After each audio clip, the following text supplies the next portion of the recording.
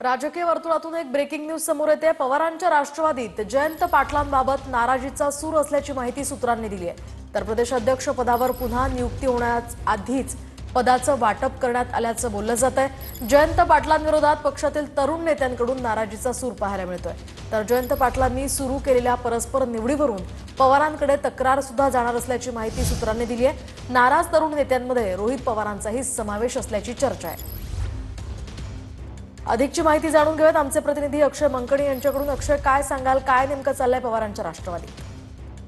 खरं तर राष्ट्रवादी काँग्रेस शरदचंद्र पवार पक्षामध्ये अनेक संघटनात्मक बदल जे आहेत ते येत्या काळात होणार होते, परंतु त्या सगळ्या संघटनात्मक बदलीच्या संदर्भात खरं तर पक्षामध्ये नाराजीचा सूर उमटत असलेला सध्या आपल्याला पाहायला मिळतोय। खरं तर राष्ट्रवादी काँग्रेस पक्षाचे जे आत्ताचे प्रदेशाध्यक्ष आहेत जयंत पाटील यांच्या सगळ्या त्यांनी घेतलेल्या सगळ्या निर्णयाच्या संदर्भात हा सगळा नाराजीचा सूर जो आहे तो त्यांच्याच पक्षातील अनेक युवा आमदारांकडनं व्यक्त केला जातो। कारण की संघटनात्मक पदावरती अनेक आमदारांकडनं जी आहेत ती शिफारस करण्यात आलेली होती, परंतु त्या शिफारसींना डावलून वेगळी नियुक्त्या ज्या आहेत त्या संघटनात्मक पदांवरती करण्यात येत असल्यामुळे ही संपूर्ण नाराजी जी आहे ती राष्ट्रवादी काँग्रेस शरदचंद्र पवार पक्षामध्ये सध्या तरी पाहायला मिळते। त्यामुळे या सगळ्या संदर्भात आता शरद पवार यांच्या राष्ट्रवादी काँग्रेस पक्षाकडनं काय पुढील भूमिका मांडली जाणार आहे हे देखील पाहणं तितकंच महत्त्वाचं ठरणार आहे। नक्कीच, धन्यवाद अक्षय दिलेल्या सविस्तर माहितीसाठी।